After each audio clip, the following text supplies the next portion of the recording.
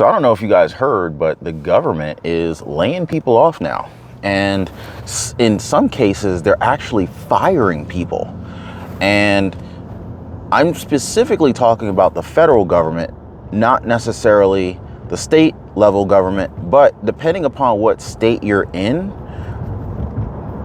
state employees could end up getting fired too because of how they're using federal funds, and if they are basically if they're breaking the rules in terms of like what some of these sanctuary cities are doing. But the point I wanted to make with you guys is that a lot of people used to think of job security being a job that you never have to worry about a paycheck from, a job that you never had to worry about getting laid off from, a job that you felt like would never go out of business because it was just so stable, and people fell for the illusion of job security. And the fact of the matter is, the truth of the matter is that there's no such thing as job security. It's funny, like if you go for job security, you will never be secure. But if you go for financial independence, you will almost inevitably become financially secure. It's kind of like a counterintuitive thought process. If you go for job security, you can guarantee you'll always be insecure. But if you go for financial independence, it's like security is the byproduct, even though the independence was what you're going for. And in this case, there are FEMA employees that were just announced. They haven't actually released any names, but I just saw that there were some FEMA employees that are getting fired.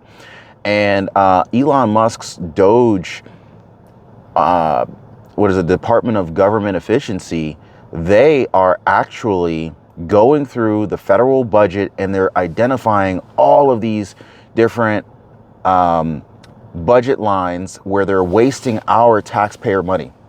Now, there's two things that suck most of your money. Whether you're a business owner or you're an employee at a 9-to-5 company, number one, your living expenses, and number two, taxes. And depending upon what income bracket you're in, depending upon what tax bracket you're in, those might flip-flop. Typically, if you're like lower middle class and maybe as high as middle class, typically your living expenses will be higher than your taxes. But if you're like upper class, going toward the 1% of the income generating population, then you could actually be spending a lot more on taxes than you do for living expenses because you just make so much more income that your tax bill's higher. But here's the thing, guys. These folks who had these believed to be secure jobs, they thought they were good. They could live, they probably felt comfortable living paycheck to paycheck, because there's a statistic out here that says like 60% of Americans don't have $1,000 set aside to cover an unexpected emergency. So that already tells you that most people don't have an emergency fund. So this just kind of proves just one reason why an emergency fund is so important. And it's like one of the legs of the stool that you need to have if you want to have any degree of financial security, financial independence. This is a requirement. And of course, this video is not financial advice. I'm not a financial advisor, but I have built a 7-figure net worth, and I've achieved that in my 30s. So I think I know what I'm talking about. And I've also been broke before, and I've been rich before. I mean, I'm rich now, but I'm just saying, like, I've done both. And they say money doesn't generate happiness or something like that. I probably screwed it up, but you know what I'm saying. We've all heard the colloquialism that money doesn't make you happy, and money doesn't make you happy. But I'll tell you what does make me unhappy, these loud windshield wiper blades. That don't make me happy. But guess what? What's going to fix it? I'm going to go ahead and pay somebody $100 to swap them out for me. And so that's what money does. Money gives you options. Money makes your life easier. If your life is harder, then I'm pretty sure you're going to be less happy than if your life was easy. If you had an extra 10 grand in an account that you forgot about, but you had an unexpected emergency, all of a sudden this unexpected emergency is suddenly not really an emergency, it's an inconvenience more than anything else. And I'd rather be inconvenienced temporarily until I literally log into the bank account or swipe my credit card so I can just send some money to make this problem go away. And that's essentially what an emergency allows you to do. An emergency fund allows you to make emergencies go away. An emergency allows you the freedom and financial flexibility to be able to be like, you know what, whatever, I ain't dealing with this. You know, pay to make this problem go away. And the FEMA employees today who are getting this unexpected notice that you're now unemployed, you can already bet your bottom dollar that there's a significant percentage of those folks who probably did not have an emergency fund. Just looking at the United States personal finance statistics, most people don't have 3 to 6 months emergency fund stored away. And it goes even beyond that. Like, you know, if you're going for financial security, number one, don't look for it in a job. I'll tell you that. I don't care if you work for the government or you work for a private company, private organization. Maybe you work for a publicly traded company that's on the Dow Jones or the NASDAQ or the S&P 500 on the stock market. There's no such thing as job security. Your security is tied between your ability to generate income regardless of who's paying you, and or your ability to have stored income to tie you over for X amount of period of time. So, for example, in the first instance, if you want financial security, financial independence, you are more independent by having a combination of skills that allow you to earn income, whether you work for the company you work for now, or you could work for any other company and you know they would pay you at least the amount that you're earning now or more. That will set you apart and put you into the rare population of folks who are in a situation of financial independence, or at least a degree of financial independence, because there's levels to this shit. And that's just one of the levels. One of the levels is you have a combination of skills that are in demand, and you know that if your job were to go away today, you could be employed again within the next week. So that's one level of financial independence. Another level of independence is having enough savings, investments, and assets that allow you to not necessarily have to work for an extended period of time.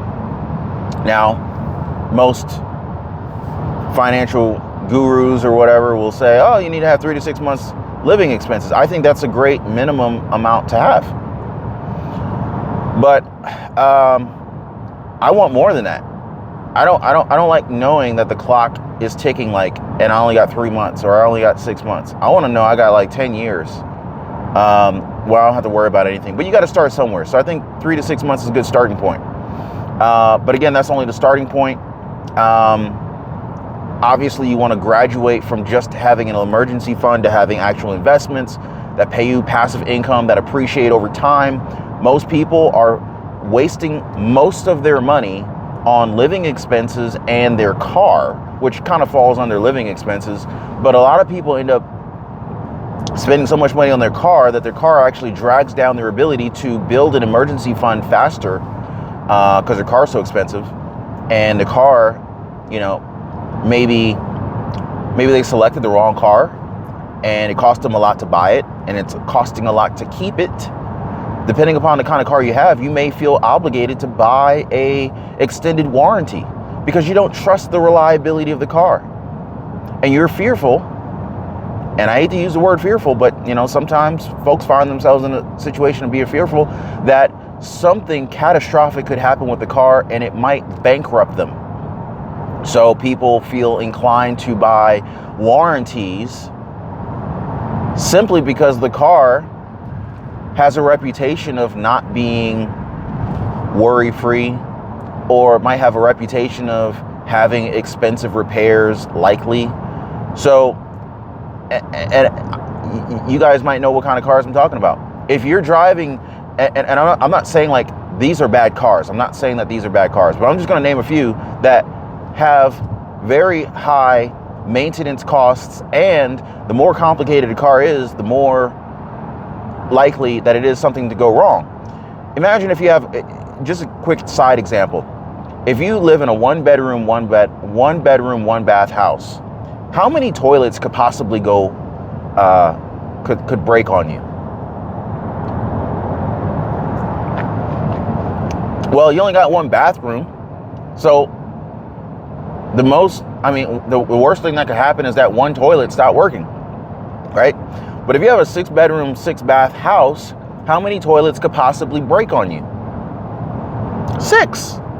Now, it's not likely all 6 will break at one time, but the simple fact of the matter is that the more complexity you have, the more features in your car you have, the more technology in your car you have, the more likely that some or all of those things could break, fail, or malfunction. So you got to think about these things when you're selecting the car, because you don't want your car to impair your ability to build wealth. And we're entering a new economy. Donald Trump is now our current president, and Elon Musk is the overseer, manager. He's the leader of the DOGE, or Department of Government Efficiency. And so we're entering a new era. And this is really good for America from a government spending perspective. Now, I'm not really sure how tariffs will impact America. I'm not really sure how, if it's going to be good or bad. I don't know how much the deportation of illegal immigrants is going to affect the cost of goods here. So there's some variables that are out there that are, let's just say, unpredictable, and there's some uncertainty in the marketplace. And I'll give you a good example. By the way, if you guys are enjoying the conversation, hit the like button. I really appreciate your support. I do. I like to ask that if you enjoy the conversation, consider subscribing to the channel as well. So let's not act like we don't realize that there are illegal immigrants here who are not bad people. They're not bad people. Sure, they broke the law coming into the country. I'm not going to deny that. But I'm not going to say like there's a single American who's never broken a law. So let's get off of our high horses just for a moment, because I will say this: if you've ever driven a car and you've gone over the speed limit, let's just say it's 45 or 55 or 65 or 70 miles per hour on the road, if you've ever done 1 mile an hour over that speed limit, that's the limit that you're supposed to go. So you're breaking the law probably every day throughout the day that you drive your car if you're ever going 1 mile an hour over the speed limit. Now, I'm not saying like, we should go to jail for that, but I'm just saying like, and I'm not taking sides, I'm just saying there is no one on this planet that hasn't done some wrong. Are there levels of wrong? Oh, sure. So anyway, now that I've said that, you need to consider the fact that there are some illegal immigrants, or many illegal immigrants, who have worked in this country supporting their families for a very long time. they've been doing that in various industries, particularly in the construction industry. Now, I'm just saying, I'm not trying to get political with you guys. I'm making a point here. You need to understand where I'm coming from so that you can understand how this is going to affect your bank account, your money, and our economy. Okay? So what happens now when all of a sudden these home builders have lost 50% of their employees, or they were likely just contractors or day workers, right? So what happens when this contractor, and it might be, I don't know, I'm going to name some home builders that I can think of off the top of my head: Toll Brothers, Ryland Homes. Okay, I've already exhausted all the ones I can think of. But the point is you got home builders like those companies and independent entrepreneur business owners who routinely hire very skilled labor that happen to be illegal immigrants, who are willing to work for a fraction of the price that an actual legal visa or American citizen is willing to work for. Now, if their labor costs suddenly spike by 200, 300, 400%, what do you think is going to happen to the price of homes being built? What do you think is going to happen if that happens? You already bet your bottom dollar these home builders aren't going to start making less money because they got to take on these higher expenses. They're going to raise the price of the homes. So I'm just saying, like, we need to be aware of what's happening here, and we need to position ourselves to be able to, number one, minimize the impact and ideally make money from it, because that's what we're trying to do. We're not trying to, it's not about being greedy. It's not about being greedy. You know, there's rich people who are greedy and there's broke people who are greedy. So, you know, it's about positioning your family, because the more money you have, the more options you have. Okay? You can put your kids in better schools. You can take better care of your aging parents. You can, take more frequent and higher quality vacations. You have better Medicare, or you can take better care of yourself from a medical and healthcare perspective. There's a number of things that money allows you to do. Money allows you to not worry about losing your job. If you had a paid off home, or if you have 20 years worth of mortgage payments sitting in a savings account, you're probably feeling pretty good under almost any circumstance, right? So I'm just saying, it's all about understanding what's happening and preparing yourself in any scenario financially. So what's going to happen with these home prices? We don't know. But what I am saying though is there is going to be some impact. There's going to be some effect. Now, it's probably going to open up some job opportunities for some legal folks who are here in America. So that's a good thing. But chances are they're going to need or demand being paid higher than what the illegals were willing to work for. So we'll see what happens with that. But at the end of the day, I think the bottom line is this.